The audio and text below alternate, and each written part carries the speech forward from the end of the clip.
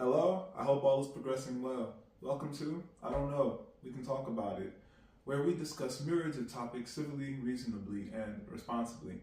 My name is Kevin Dufresne. Our first topic is about hall passes. The system the article addresses is really cool. I like how technology allows for different entities within an educational atmosphere to observe students to a degree through a hall pass monitoring system digitally.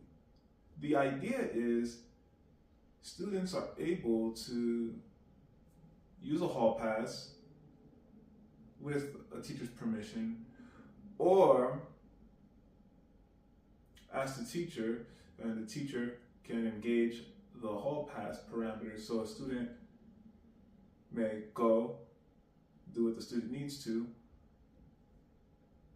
on a criteria of a hall pass for using a restroom, going for water, etc. Perhaps, depending on how one might establish a hall pass system. I like the hall pass system. I think the article is bringing up very sound reasons toward better behavior, toward students being more present in class, toward an awareness of where a student might be, through explaining how to use the hall pass, explaining the technology available for a student to use, for any entity that may have access to the hall pass system. I think having such a system in connection within desks so as to mitigate what may be a class distraction may prove valuable.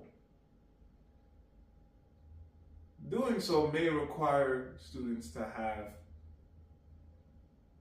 a desk and a chair. If teachers like assigning desk and seats, if that makes sense for a classroom, then I think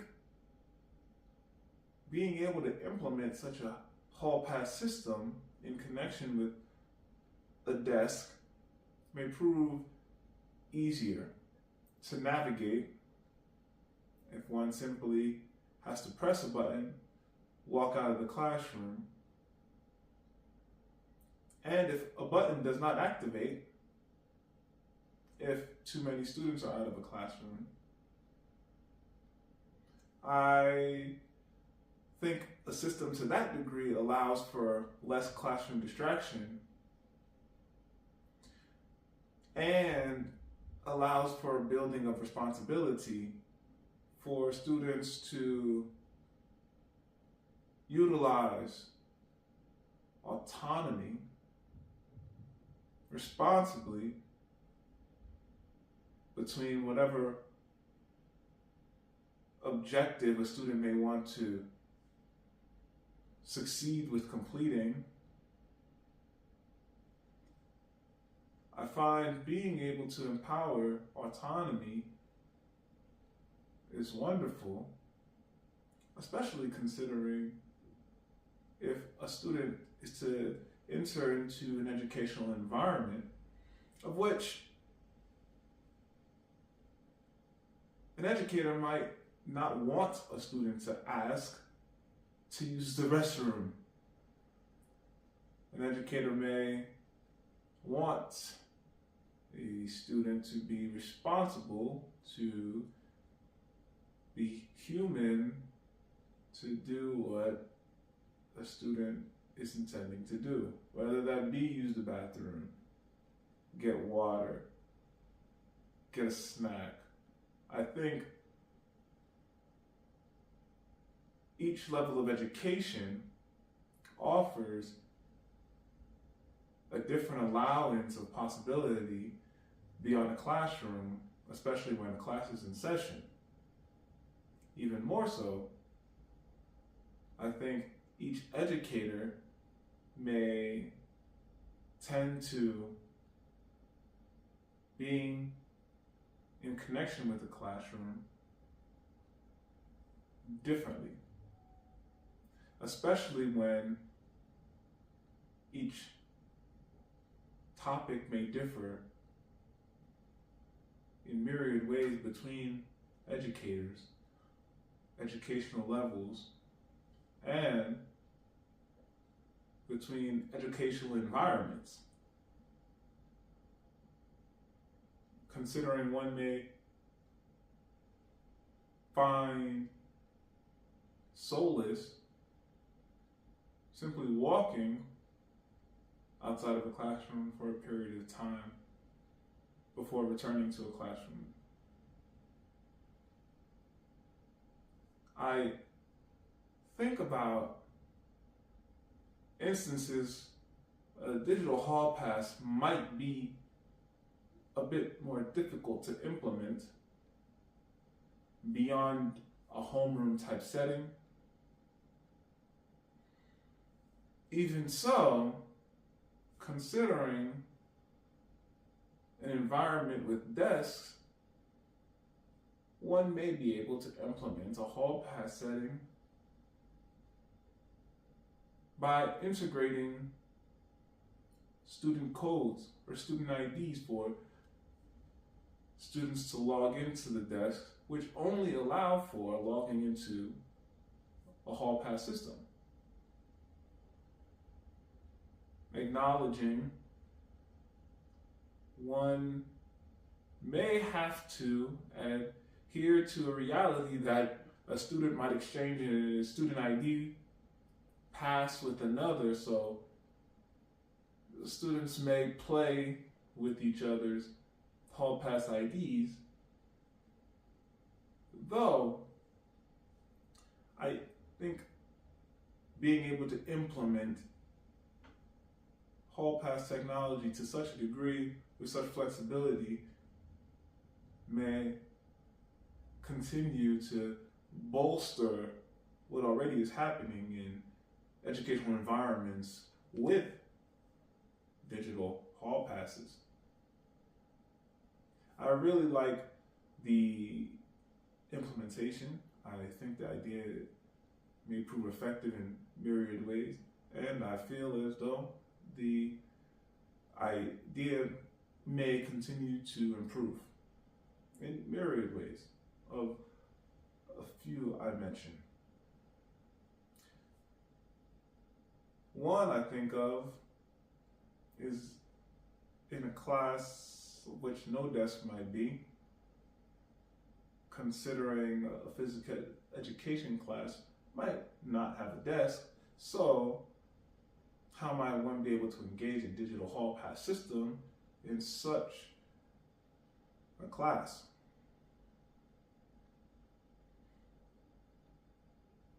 Being able to assess whether connecting ID cards might be sound to a digital system that allows for checking in and monitoring might prove sound. If one is only able to go to a restroom stall by using one's ID card, then one may be able to monitor a student in such a regard. If one needs to flush the toilet, one may use the ID to flush the toilet. Of course, I like to encourage autonomy. So what I'm assessing right now is how to improve upon the technology in myriad instances. Micromanaging an individual to a degree into the restroom may be challenging, may seem quite invasive. So I feel as though being able to engage to a point where one is aware, a student, of a particular desk may be out, if one student's ID is checking out to go into the hall pass, then I think that may prove enough, especially if an educational environment has other parameters of security to monitor hallways. I don't feel as though engaging into a parameter that is so much like a micromanaging system will be necessary, though may be a consideration of what a digital hall pass system might be able to grow to a degree. Our next topic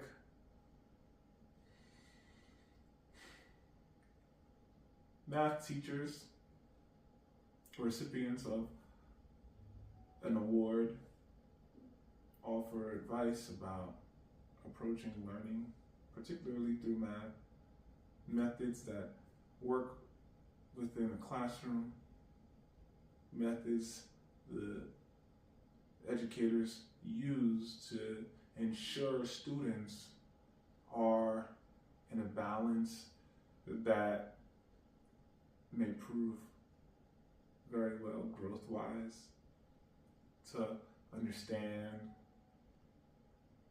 how math may be by steps, engaging with different processes of acknowledging how trying effort may be good even if the effort may not bring about a result one is seeking with the problem. Encouraging learning to ensure individuals are not only learning math, though learning valuable lessons of learning through the subject of math, through processing different styles of math.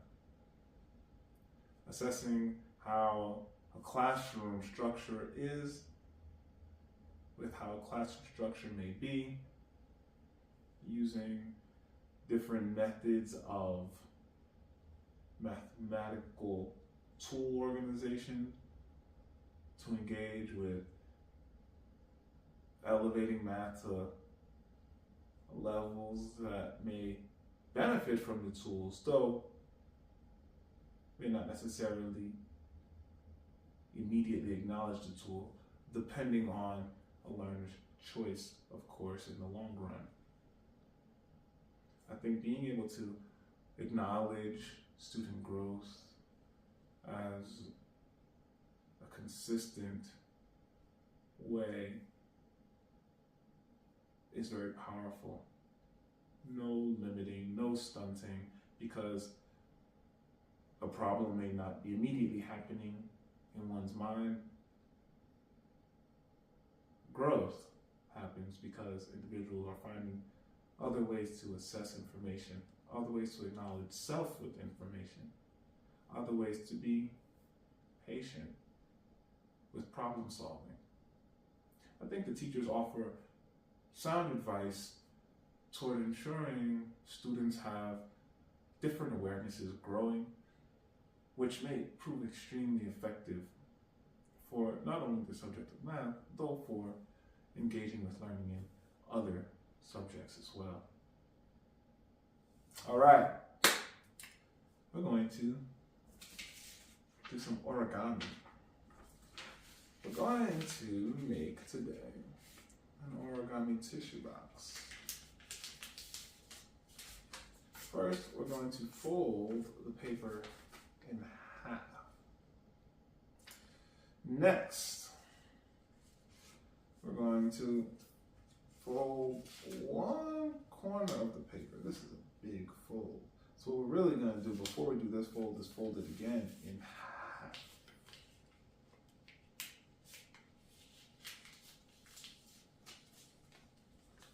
Okay.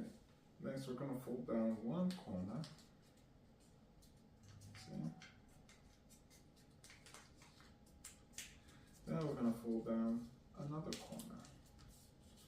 Next, we're going to fold down the other side similarly.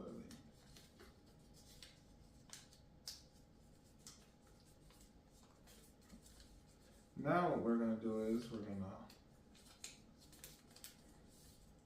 open one portion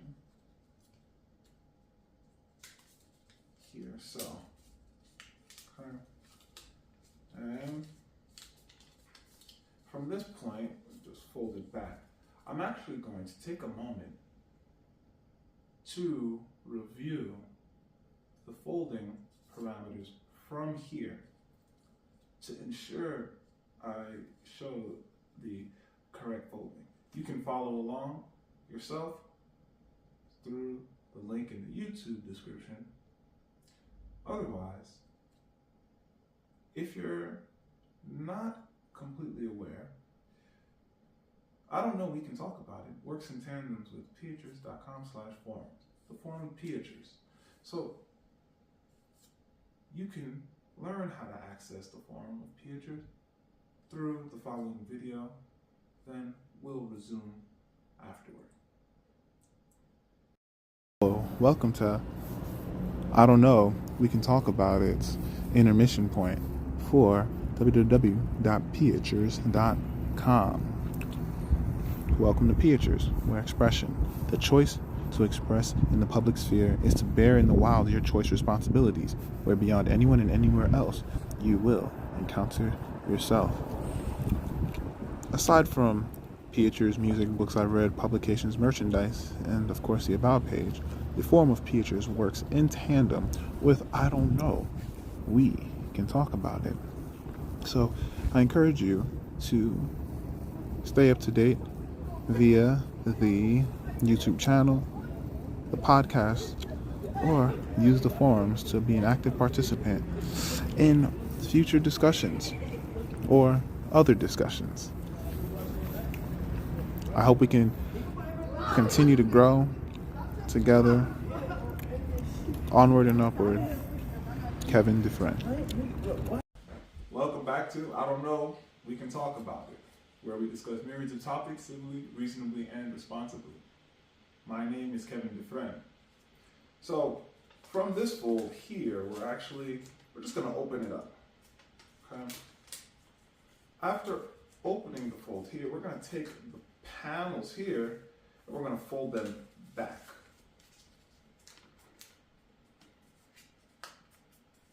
After we fold these panels back, we're now going to just fold these pages. You can see it opens it up. We're just going to fold it in this way, and we're just going to fold the other side up as well, and this way. Here's the tricky part. You can put a fold in here. In the fold, you'll notice it bends kind of perfectly. So you're working with an inner fold here. You can just press it down. In the video, a ruler is put to use.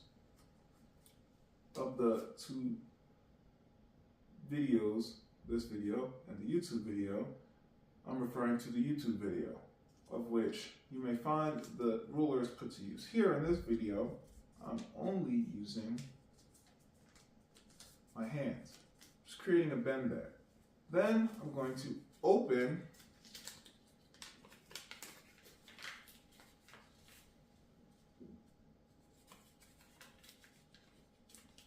the fold, and it looks like I have somewhat of a shelf. Okay? Now, the origami tissue box requires 3 of these to be put together. So, I need to do the same thing again here. Now, as you can see, my folding is a bit different, though all toward the same direction. Fold in half, then fold in half again.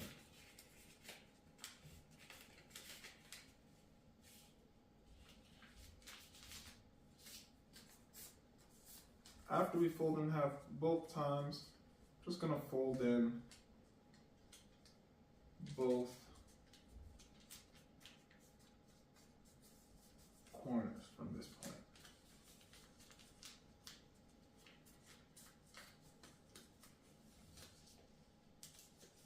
actually really like the fold-in from this fold because then I can really align this angle with the edge. I can open it up here now and just bring, again, this flap down here.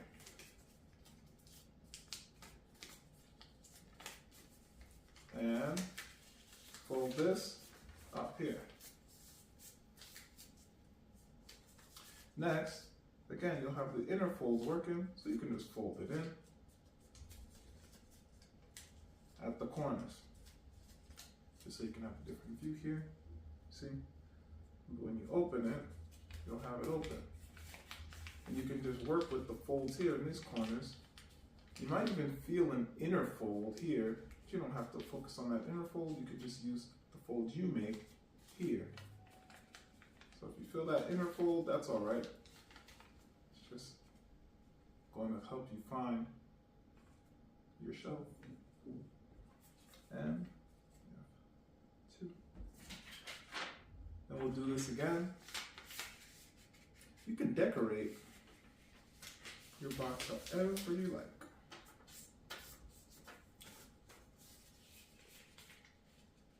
What I think is real cool is how these are reusable. One may argue a tissue box is reusable. This is true.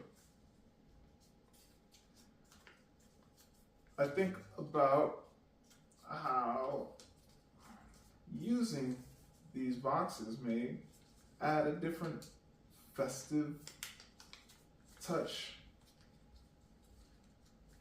for an event.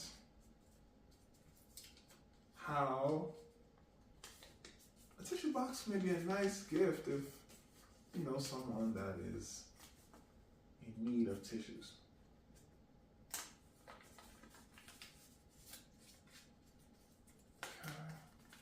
Next, we'll fold back here, and of course, we're just going to bring in, as you can see now, we're just going to bring it in here, we're just going to bring it this way. Okay, let's just bring it this way. Now, we just fold down. And again, you see, we're not going to open that way because, well, these are our other folds.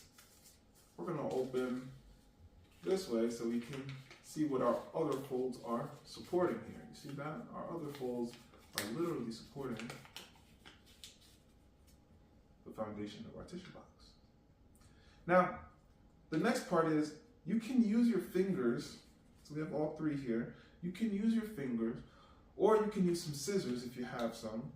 And what the idea is you're going to need to make a hole. Okay, so you're going to need to make a hole. A hole that's big enough to fit some tissue through. Now, I'm not going to say I have tissue with me, but we can use our imaginations here, okay? So we open this up, and I think if I'm going to get tissue, there you go. It's like a little hole there. If you want to make it bigger, by all means, go ahead. And you can just see how my finger can fit in here. So it's pretty strong, a finger, if you just stick a finger through there. So you can imagine tissue in connection coming out, being able to stay within the structure of the box without damaging it. So to put this together now, we're gonna implement, see these corners here of this diamond. We're just gonna open up a little flap here. We're just gonna put it in that flap. Same on the other side. We're just gonna open up a flap, and we're just gonna put it in there. Okay? This brings us to our base. Now, when we get the tissue, of course, we'll put some tissue in here. We can connect the tissue in here, and then we can just slide our tissue box here, and then we can, of course, pull out some tissue. All right? So here's our origami tissue box. Again, it's a really nice gift to make. You can add other things in this type of box that stream out like tissue. And decorate the box if you like to, however design you so please. All right. I really enjoy reading physical books. I champion reading physical books because of all the benefits of reading a physical book that connect to spatial development. So, the book we're going to discuss today, realistically, the collection of short stories by Rudyard Kipling, The Jungle Books. I read the Jungle Books because of the familiar story with Mowgli, then discover the Jungle Books are a collection when I'm in the store, and I'm like, wow, now I know. There are many good stories in the Jungle Book. We can learn about Mowgli's brothers. We can learn about the other animals of the Jungle Book world. We're looking at a collection of stories connecting between humanity and animality, if one will, which proves quite intriguing, quite astounding to read. Moral tales, very symbolic, very touching stories. I think the writing proves so valuable, especially considering the author's background, which the text divulges. Bringing about how relationships, social relationships, are, and Rudyard Kipling's ability to create such stories from personal experiences that prove valuable in the long run is quite astounding. I find the book's telling for the period from which the stories derive. The intelligence of Rudyard Kipling greatly shows through storytelling. And I really think that the stories are worth reading. Especially considering the experiential connection that might potentially be so, though one must be cautious addressing the stories to be in connection, so as close as the connections might seem. Even so, in connection with the period, wonderful, wonderful writing. Thanks for joining another episode of I Don't Know, We Can Talk About It. Onward and Upward. Kevin Dufresne.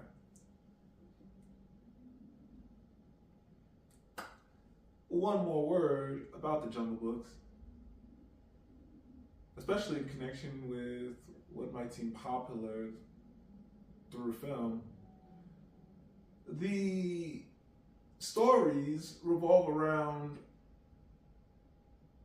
Mowgli from childhood through adulthood, which brings us about a whole different realm of experiences